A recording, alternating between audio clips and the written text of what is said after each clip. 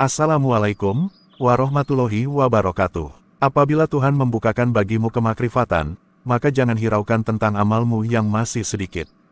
Karena Allah Subhanahu wa Ta'ala tidak membuka jalan kemakrifatan, melainkan Dia berkehendak memperkenalkan dirinya kepadamu, bukan karena amalmu.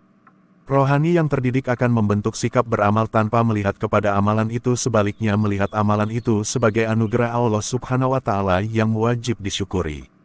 Orang yang terdidik seperti ini tidak lagi membuat tuntutan kepada Allah Subhanahu wa Ta'ala, tetapi membuka hati nuraninya untuk menerima taufik dan hidayah dari Allah Subhanahu wa Ta'ala.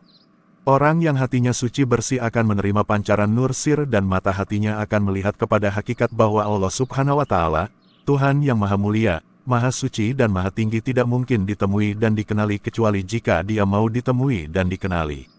Tidak ada ilmu dan amal yang mampu membuat seseorang sampai kepada Allah Subhanahu wa Ta'ala.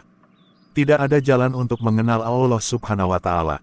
Allah Subhanahu wa Ta'ala hanya dikenali apabila Dia memperkenalkan dirinya.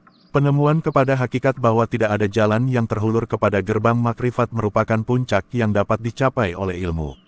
Ilmu tidak mampu pergi lebih jauh dari itu.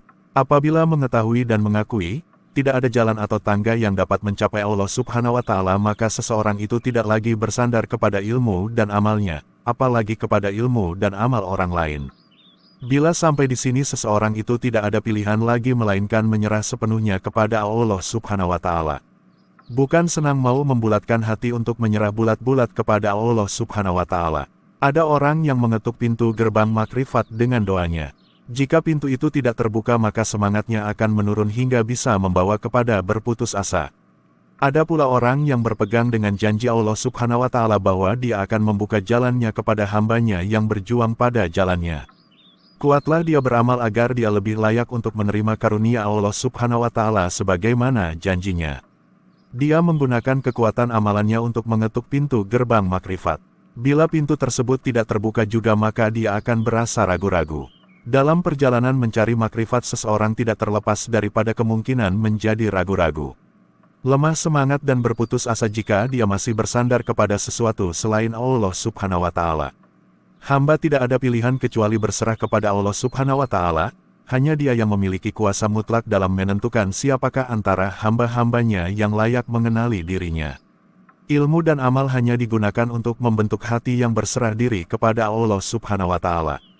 Aslim atau menyerah diri kepada Allah Subhanahu wa Ta'ala adalah perhentian di hadapan pintu gerbang makrifat. Hanya para hamba yang sampai di perhentian aslim ini yang berkemungkinan menerima karunia makrifat. Allah Subhanahu wa Ta'ala menyampaikan